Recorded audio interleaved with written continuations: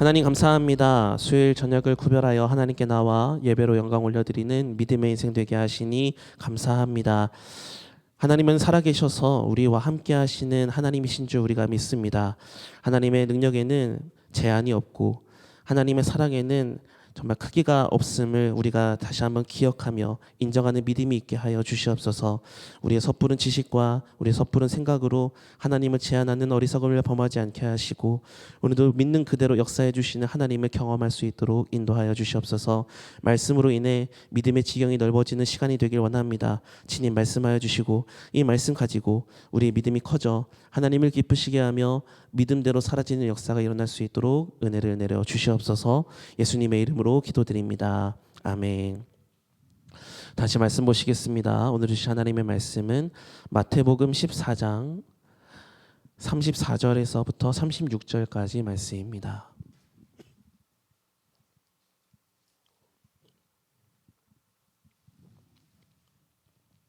마태복음 14장 34절부터 36절까지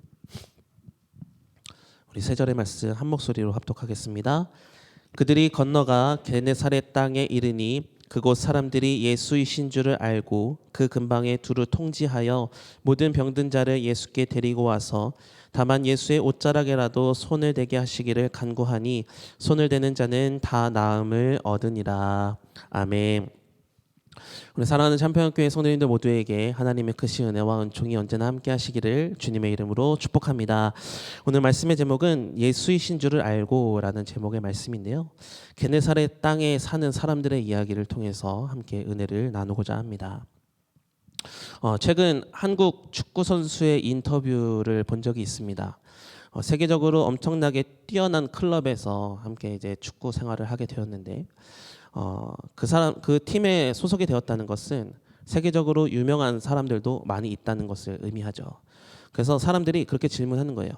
세계적으로 엄청나게 뛰어난 선수들과 한 팀이 되었는데 그 선수들에게서 보고 배운 것이 무엇이 있느냐 이런 질문이었습니다. 그때 이 선수가 이런 대답을 했습니다. 슈팅을 할 때 절대로 세게 차는 것이 답이 아니다 라는 것을 배웠습니다. 이렇게 말했어요. 지금까지 자기가 생각할 때 슈팅을 해야 된다는 건 그 골키퍼가 절대로 이 공을 막을 수 없도록 강하게 차는 게 필요하다 이런 생각을 했었는데 오히려 힘을 빼고 정확하게 슈팅을 하는 것이 훨씬 골을 더 많이 만들어낸다. 그래서 힘을 조절할 줄 아는 사람이 월드 클래스가 된다라는 것을 얘기했습니다.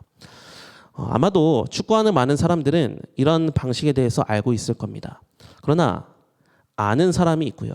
그 아는 것을 시행하는 사람이 따로 있는데 그 힘을 조절하는 그 작은 차이 하나로 어마어마한 연봉의 차이가 난다라는 거죠. 그래서 어쩌면 프로와 아마추어의 차이도 실력의 차이라고 말하기 이전에 이러한 선택의 차이다라고 말할 수 있는데요. 아마추어는 아무리 전문적인 지식을 많이 가지고 있어도 지금 주어진 상황을 딱 맞닥뜨릴 때 결정적인 자기 선택권이 흔들리게 되지만 프로는 그 상황이 힘들수록 자신이 훈련해왔던 지식을 더 활용을 하는데 오히려 무엇인가를 갑자기 충동적으로 생각해내서 무언가를 하려는 게 아니라 오히려 더 기본에 충실을 하게 된다는 거예요.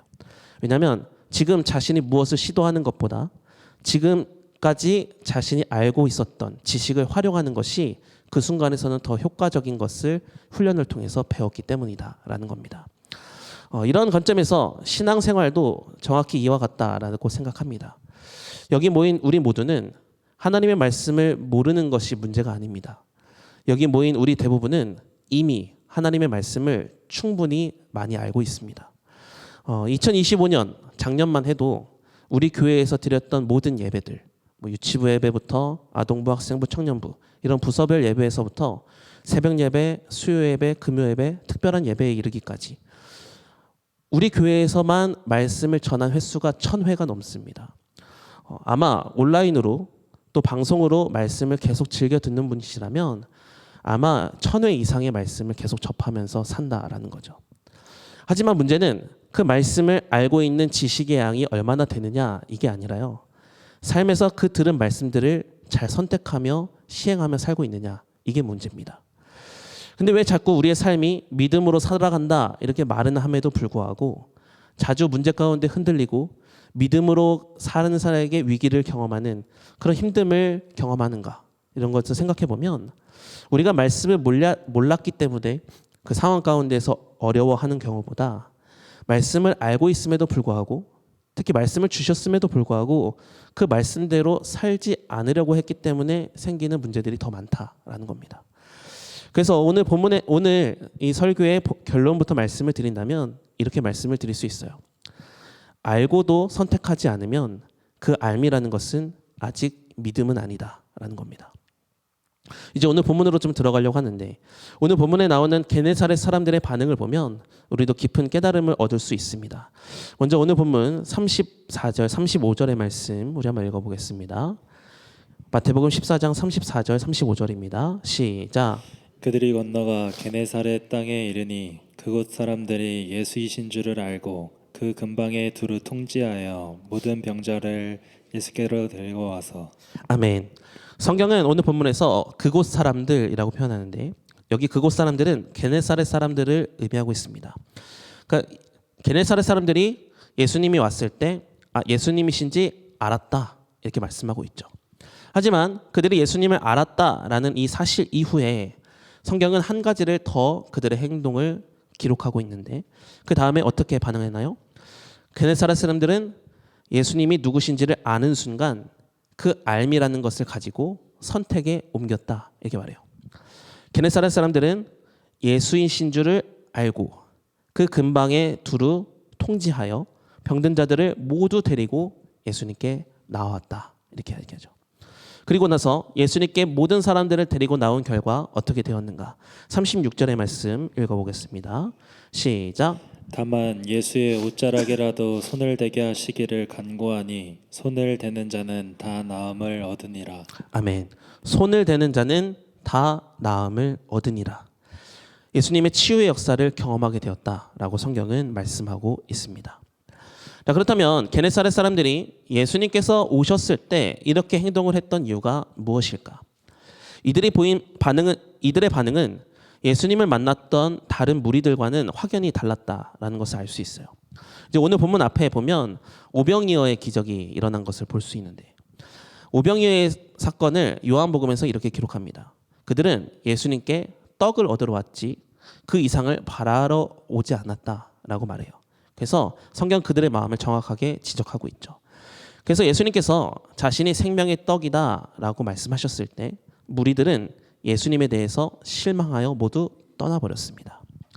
하지만 그 이 사건이 있은 후 예수님과 제자들이 그 바다를 건너서 게네사렛 땅에 왔을 때 그 예수님을 영접했던 이 게네사렛 사람들은 그 무리들과 달랐다라는 건데요. 그저 단순하게 생각해서 자신의 문제를 지금 해결해 줄 사람이 우리 지역에 찾아왔구나, 그래서 예수님께 나아가야겠다, 사람들을 불러 모은 게 아니었다라는 겁니다. 그들은 예수님께 나아가는 것이 아니면 다른 선택지가 없다라는 것을 본인들이 인정하고 있었고, 그래서 믿음으로 예수님께 나아갔다라는 겁니다. 그러니까 다른 말로 하면 지금 예수님을 붙들지 않으면 안 된다, 이것을 알고 있었고 그 알고 있는 것을 가지고 실제로 예수님께 찾아 몰려들었다라는 겁니다. 그러니까 자발적인 찾아들임이었다라는 거죠. 그리고 그들의 예수를 향한 지식으로 남았던 게 아니라 곧바로 예수님께 나아가려는 움직임으로 변화되었다라는 것을 알 수 있죠. 이것을 어디서 파악을 할 수 있냐면, 이따가도 얘기하겠지만 그들이 필요에 의해서 예수님을 만약에 찾았다라고 하면 예수님께 지금 자신의 필요가 이러이러합니다, 저에게 그런 은혜를 베풀어 주세요, 이렇게 당당하게 은혜를 구했겠죠. 근데 그들은 그렇게 하지 않았어요. 36절의 말씀을 보면 다만 예수의 옷자락에라도 손을 대기를 구했다. 그러니까 간절한 심정으로 예수님밖에 없어서 찾아왔다라는 것을 알 수 있는 거죠. 그래서 예수님을 이용하기 위해 이 사람들이 몰려든 게 아니라 예수님으로 인해 살아보기 위해서 사람들이 자발적으로 찾아왔다라는 것을 알 수 있습니다. 그렇다면 우리는 여기서 이런 질문을 할 수 있어야 돼요. 도대체 이 게네사렛 사람들은 어떤 사람들이었기 때문에 예수님을 알아봤고 그렇게 예수님께 자발적으로 나올 수 있었던 것일까? 그들이 특별히 믿음이 뛰어난 사람들이었을까? 그것은 아닙니다.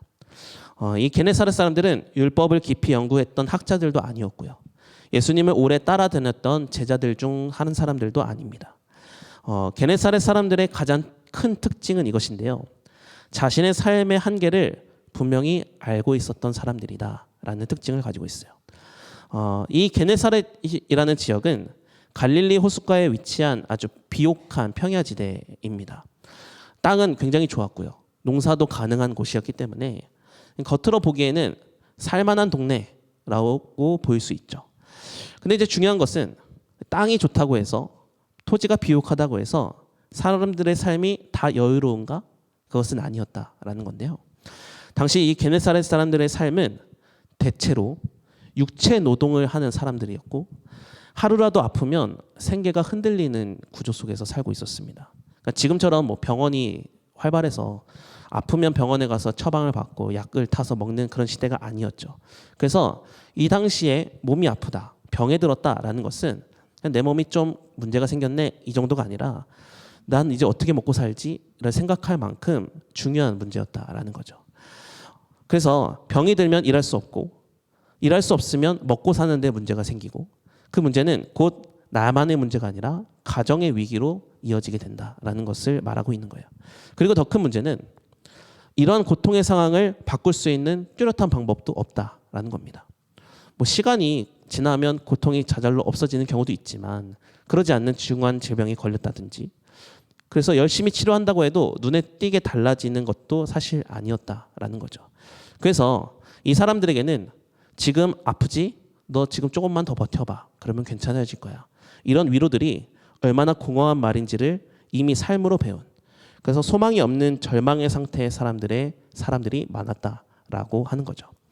그래서 그들은 자기 자신에게 더 이상 큰 기대를 걸 수 없는 사람들이었고, 자신을 의지할 수 있는 힘이 이미 한계에 다다랐다라는 것을 정직하게 인정하고 있는 사람들이 이 게네사렛 사람들이었습니다. 그렇기 때문에 예수님께서 이 게네사렛 지역에 방문하셨을 때, 예수님이 어떤 분이신지, 예수님이 대체 어떤 문제를 이야기하시는 분인지, 예수님에 대한 사람들의 평가는 어떤 건지, 이런 것을 찾아보고 나온 게 아니라 예수님이 오셨다. 이제 내 삶에 유일한 소망이 생겼다.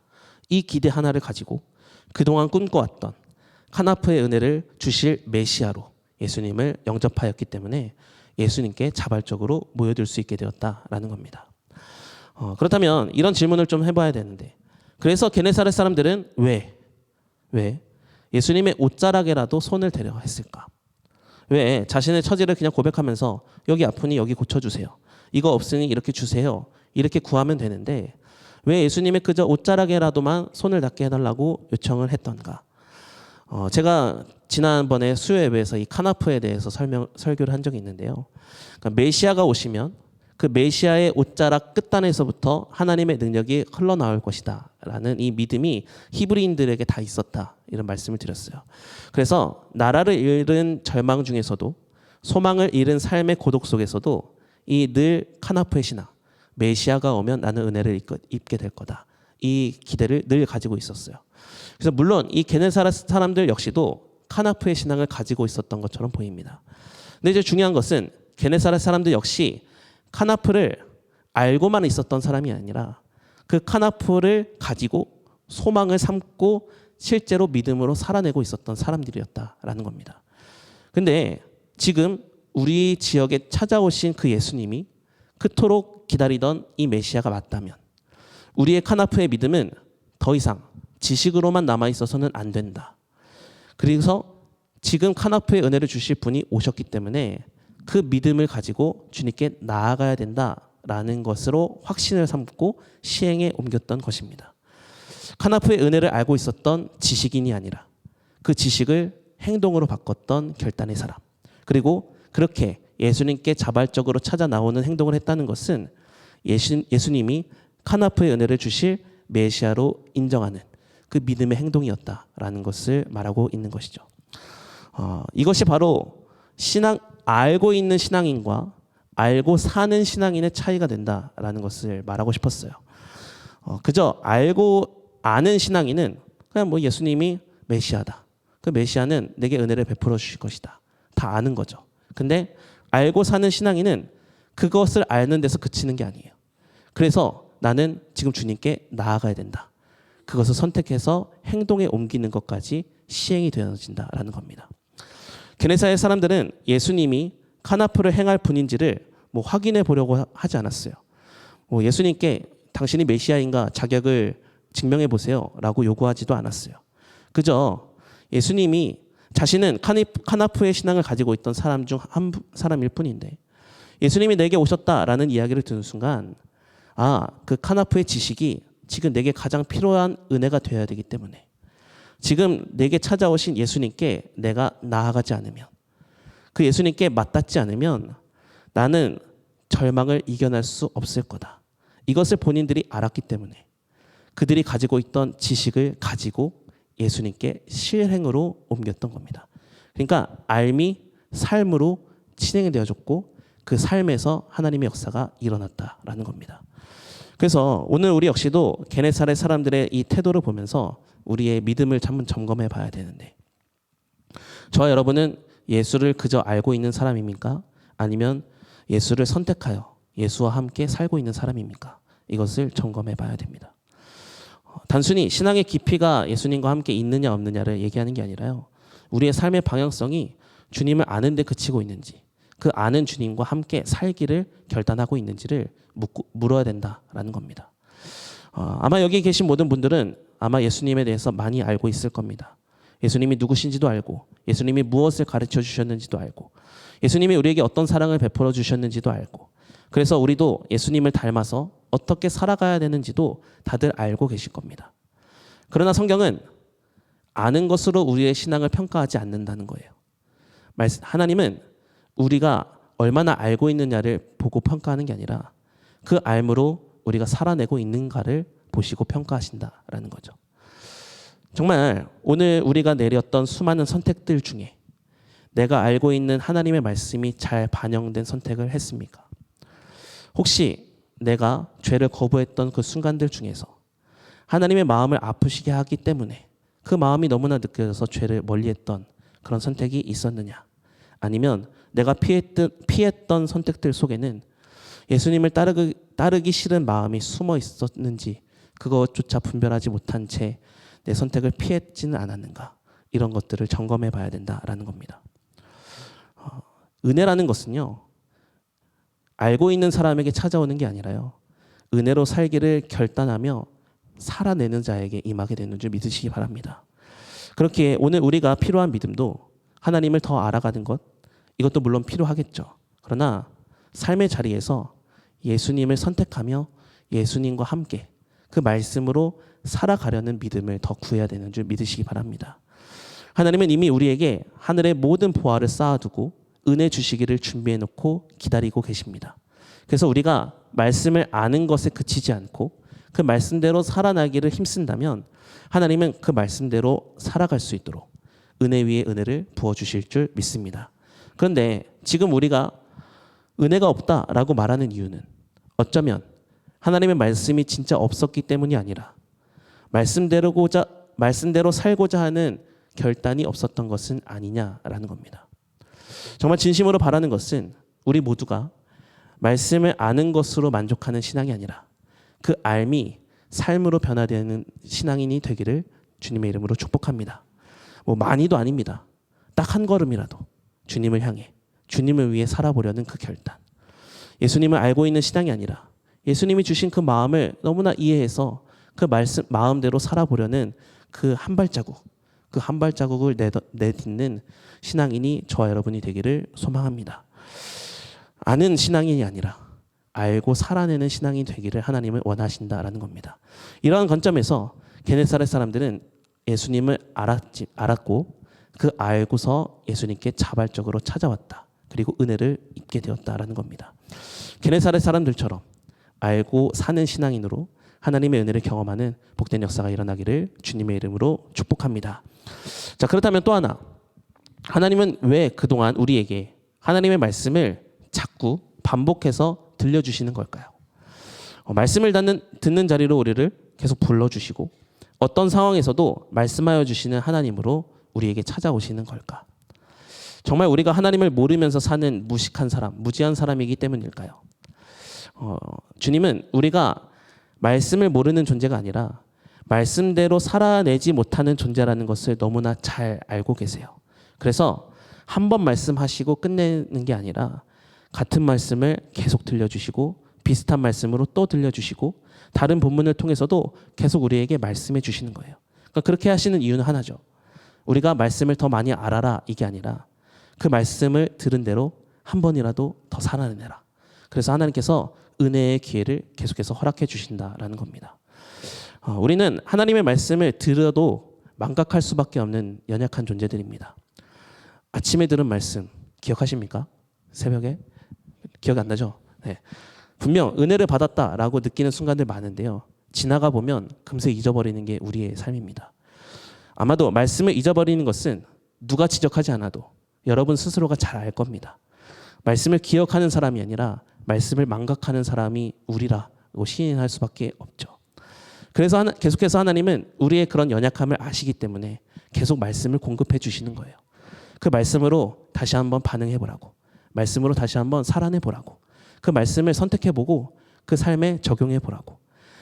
뭐 많은 것을 기대하는 게 아니라 그 말씀으로 한 발자국 살아내 보라고.